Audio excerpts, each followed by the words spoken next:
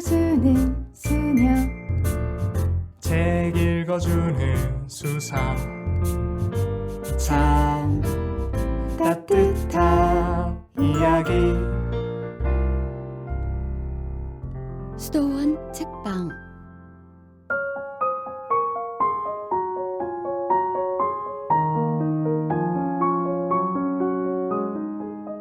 안녕하세요. 책 읽어주는 수녀 성바오로 딸수도회 김경희 젬마수녀입니다.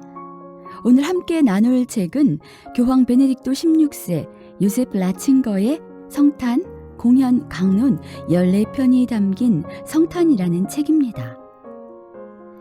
교황님의 성탄 대축일과 주님 공연 대축일, 주님 세례 축일 강론 말씀으로 그날 복음의 뜻을 깊이고 생활 속에서 어떻게 말씀의 빛을 따라 살아가야 할지 알게 해주는 책입니다. 성탄 첫 번째. 그리스도 우리에게 오셨네. 이 거룩한 밤엔 많은 말이 필요하지 않습니다. 오늘 밤의 빛과 상징과 성가가 그 어떤 말보다 더욱 강하고 설득력 있게 다가옵니다. 베들레헴의 신비를 믿지 못하는 이들의 마음에도 이름 모를 희망을 가져다 줍니다. 하지만 신앙은 감정이나 이성적인 것만이 아니기에 말보다 좀 더 힘있는 무언가가 필요하지만 다른 한편으로는 계속해서 말씀을 듣고 묵상하며 그 내용을 살려야 합니다. 오늘 복음이 전하는 내용의 몇 부분을 묵상하도록 하겠습니다. 먼저 아우구스투스 황제가 복음에 등장합니다. 루카복음 사가는 로마 귀족 테오필로와 자신의 복음을 읽는 모든 이에게 예수 그리스도가 언제 탄생하셨는지를 알립니다.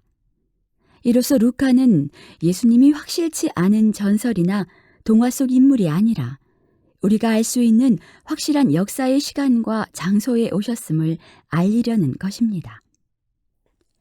그러나 황제를 등장시키는 것은 그저 날짜를 알려주기 위한 것이 아닙니다. 자신은 몰랐지만 아우구스투스는 하느님의 신비에 휘말린 것입니다. 곧 그는 예수님에 대한 예언이 이루어지도록 협력하는 도구가 되었습니다.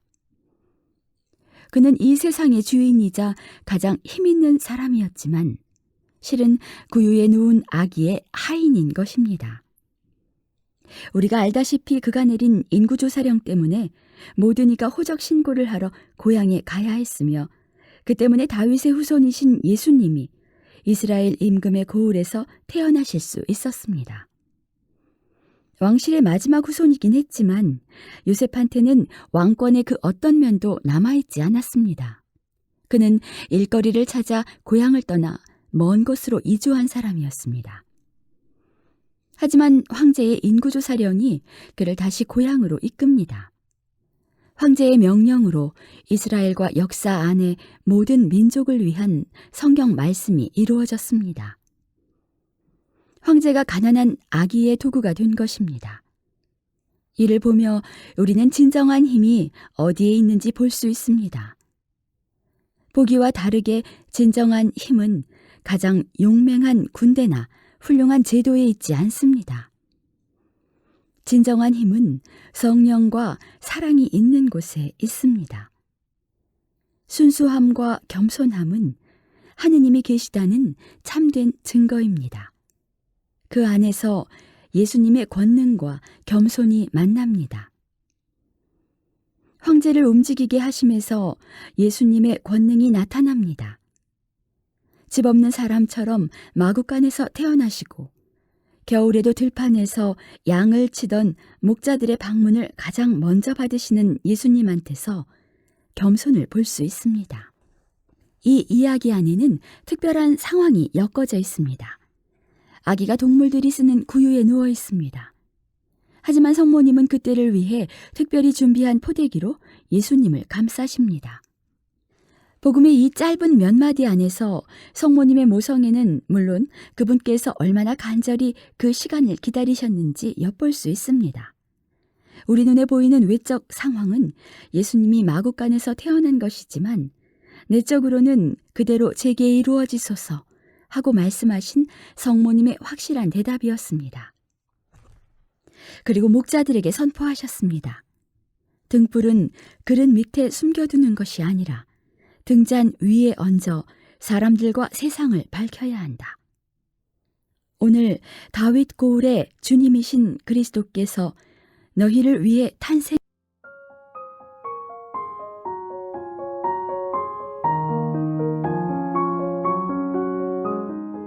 성탄 두 번째.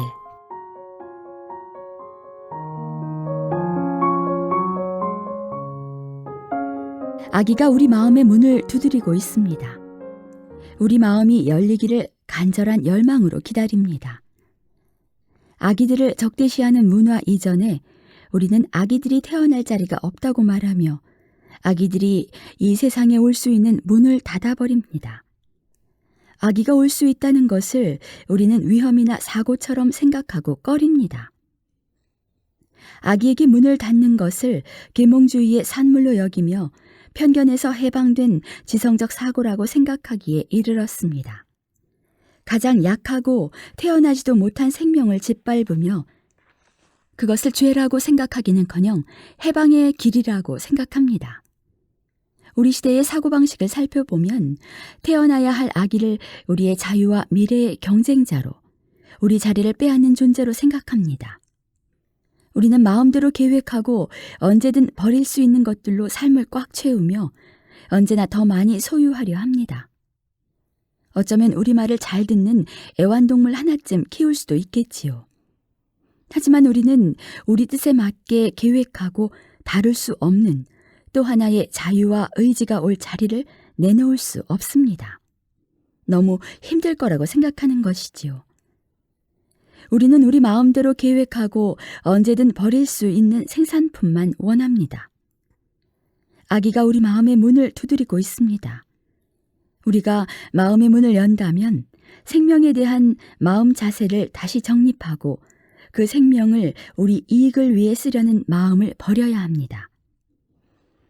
우리는 생명이 우리 이익을 위한 기회라는 개념을 버려야 합니다. 우리 생명을 다른 이들을 위한 선물로 여기며 살아가려고 노력해야 합니다. 아기를 보면서, 태어나는 또 하나의 자유로운 인간을 보면서 우리 자유를 해치며 우리 자리를 빼앗는 경쟁자가 아니라 미래를 창조적으로 꾸려나갈 또 하나의 선물로 받아들여야 합니다. 이는 결론적으로 인간이 궁극적으로 무엇인가를 말하는 것입니다. 어떻게 보면 인간은 어느 한쪽도 열리지 않은 이기심 때문에 다른 모든 자유로부터 공격받는 존재입니다. 하지만 다르게 본다면 인간은 궁극적으로 하느님이 자신을 보호한다고 믿기에 다른 사람의 자유를 인정하고 믿고 받아들이며 사랑과 자유 안에서 하나 되어 살아가는 존재임을 인식할 수 있습니다.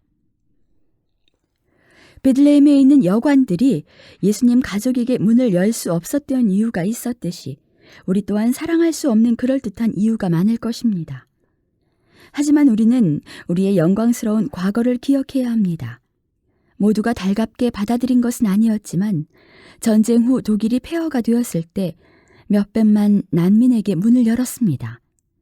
사실 우리도 살기 힘들다고 말하며 얼마든지 문을 닫을 수 있었습니다.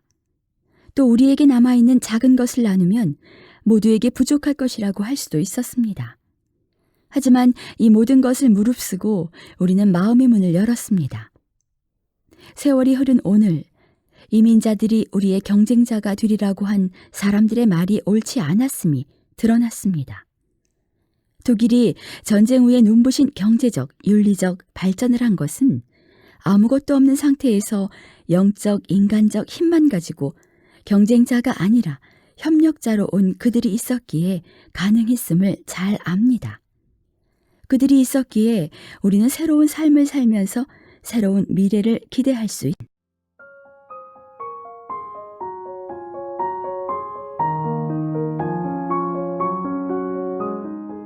성탄 세 번째.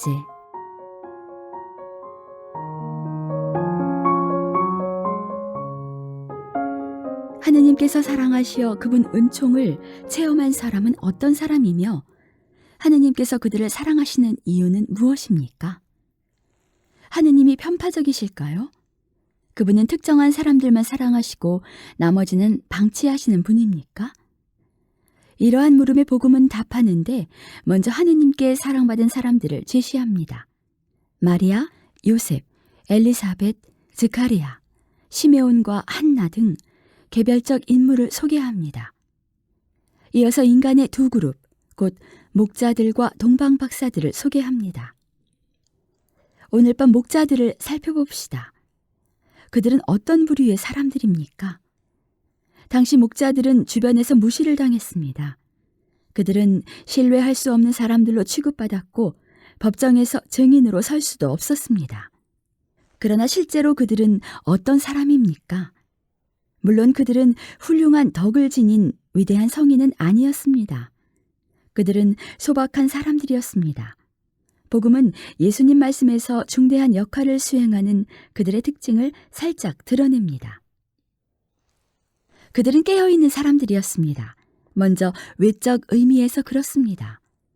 그들은 밤중에 양들을 지키느라고 깨어 있었습니다. 하지만 이는 더 깊은 의미에서도 그렇습니다. 그들은 하느님과 대화를 나눌 수 있었습니다. 그들의 삶은 폐쇄되지 않고 마음은 개방되어 있습니다. 그들은 어떤 방식으로든 하느님을 기다리고 있습니다. 깨어있음은 하느님 말씀을 들으려는 준비, 하느님의 분부를 실천하려는 준비입니다. 이러한 준비는 우리에게 길을 보여주는 빛을 기다리는 일입니다. 바로 이것이 중요합니다. 하느님은 모든 사람을 사랑하십니다. 모든 사람이 당신 피조물이기 때문입니다. 그러나 많은 사람이 마음의 문을 닫고 있어 하느님의 사랑이 들어갈 수 없습니다. 그들은 하느님이 필요 없다고 생각합니다.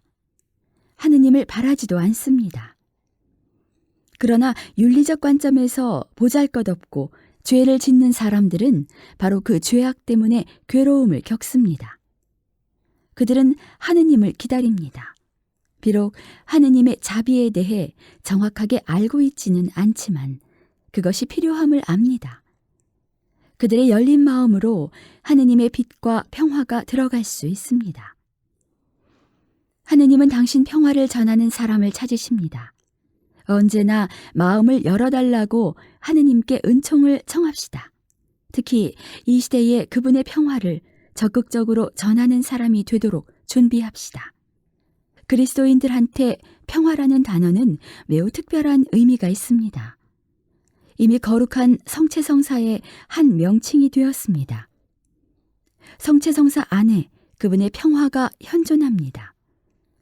미사성제가 거행되는 모든 곳에서 그분은 평화의 그물을 세상에 팽팽하게 고정하십니다.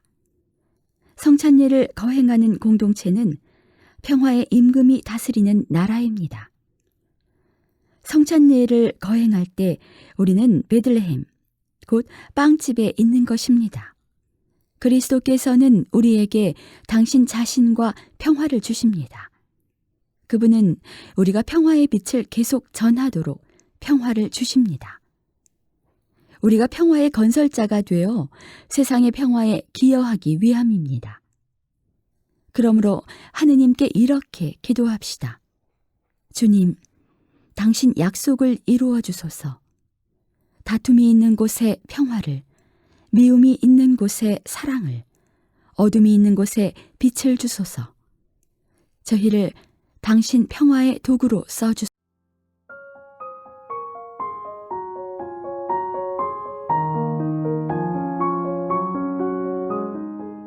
성탄 네 번째.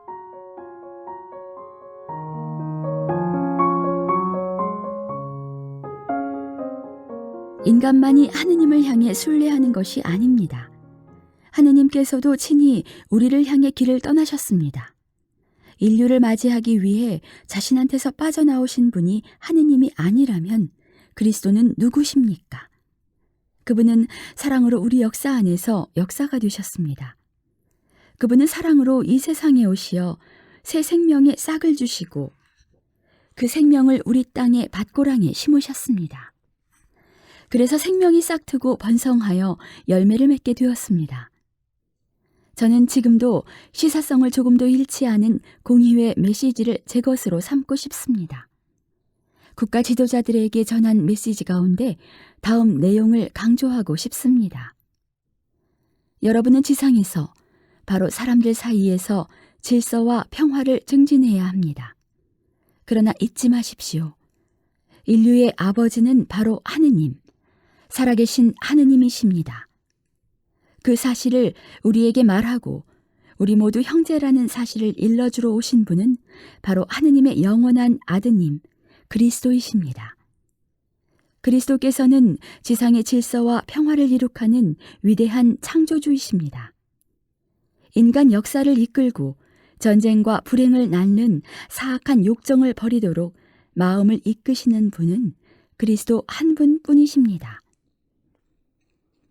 우리는 공의회 교부들의 이 메시지에서 말하는 국가와 세상의 역사를 바꿀 수 있는 예광탄을 인식해야 하지 않겠습니까? 사상가들과 학자들에게 전한 메시지에서는 이런 말을 읽을 수 있습니다. 지치거나 실망하지 말고 줄기차게 진리를 추구하십시오. 여러분의 위대한 친구인 아우구스티노 성인의 말씀을 떠올리십시오. 발견하려는 열의로 추구하고 더욱더 추구하려는 열의로 발견합시다. 진리를 지니고 그 진리를 새롭고 깊게 하며 다른 이들에게 전하려고 진리를 더욱 깊이 추구하는 사람들은 행복합니다. 진리를 찾지는 못했지만 진실한 마음으로 진리를 향해 나아가는 사람들은 행복합니다. 충만한 빛에 이를 때까지 오늘의 빛으로 내일의 빛을 찾기를 바랍니다. 이는 공의회 폐막 메시지에서 언급된 것입니다. 우리는 오늘날 종전보다 그리스도교가 아닌 다른 종교 지도자들을 백성의 지도자, 사상가, 학자들과 대등하게 대하고 그들과 함께 그리스도의 빛에 대해 토론해야 합니다. 그리스도께서 이 세상에 오신 것은 하느님의 업적이 문명의 종교 역사 안에 특히 지혜와 덕행의 모범을 통해 인류의 재건에 크게 기여한 위대한 영혼들 안에 기록된 것을 없애버리기 위해서가 아니라 완성하기 위해서입니다. 그리스도는 빛이십니다. 빛은 세상을 어둡게 하지 않고 밝게 비추고 분명하게 드러냅니다. 따라서 아무도 그리스도와 그분 복음 앞에서 두려워할 필요가 없습니다. 역사가 흐르는 동안 죄를 짓는 인간인 그리스도인들이 때때로 자신들의 태도를 통해 그리스도를 배반했을지라도 더욱 강조할 수 있는 것은 그리스도께서 빛이시며 교회가 그분과 일치할 때 비로소 그 빛을 비출 수 있다는 사실입니다. 우리는 동방에서 주님의 별을 보고 경배하러 왔노라. 동방 박사들의 이 말을 들을 때마다 놀라는 것은 그들이 임금의 호화로운 궁전이 아니라 베들레헴의 비천한 마국간에서 어머니 품에 안긴 순박한 아기를 보고 엎드려 경배했다는 사실입니다. 어떻게 이것이 가능했을까요? 어떻게 동방 박사들이 그 아기가 유다인의 임금이시며 민족들의 임금이시라고 확신할 수 있었을까요? 그들은 틀림없이 별의 표징을 보고 확신했습니다. 별은 그들을 앞서가다가 아기가 있는 곳 위에 이르러 멈추었습니다. 동방 박사들이 내적으로 진리에 개방된 사람들이 아니었다면 별도 충분한 확신을 줄 수 없었을 것입니다. 오직 권세와 재산에 대한 관심으로 가득 찬 헤로데 임금과 달리 동방 박사들은 추구하던 목적에 다다랐고 그 목적을 찾았을 때 많은 교육을 받은 사람들임에도 베들레헴의 목자들처럼 처신했습니다. 그들은 표징을 알아보고 아기에게 경배하고 미리 준비한 귀중한 선물을 상징적 예물로 드렸습니다. 사랑하는 형제자매 여러분, 동방 박사들이 경배하는 모습을 잠시 묵상해 봅시다. 그들의 경배 모습에는 진지하고 현실적인 메시지가 담겨 있습니다. 특히 교회를 위해 그렇습니다. 교회는 마리아 안에서 반사되기에 인류에게 예수님을 예수님으로 보여주는 소명을 받았습니다. 그분은 모든 것이고 교회는 다만 그분과 일치하여 있기 위해, 그래서 그분을 세상에 알리기 위해 존재하기 때문입니다. 사람이 되신 말씀의 어머니께서는 우리가 민족들의 빛이신 그분 아드님의 순종하는 제자가 되도록 도와주실 것입니다. 당시 동방박사들의 모범은 현대의 동방박사들도 정신과 마음을 그리스도께 열고 그들이 연구한 결과를 선물로 봉헌하도록 초대합니다. 그들과 이 시대의 모든 사람들에게 저는 거듭 외치고 싶습니다. 그리스도의 빛을 두려워하지 마십시오. 그분의 빛은 진리로 가득합니다. 세상의 모든 민족이 그분의 빛을 받고 그분 사랑을 누리길 바랍니다. 그러면 평화의 길을 찾을 것입니다. 아멘.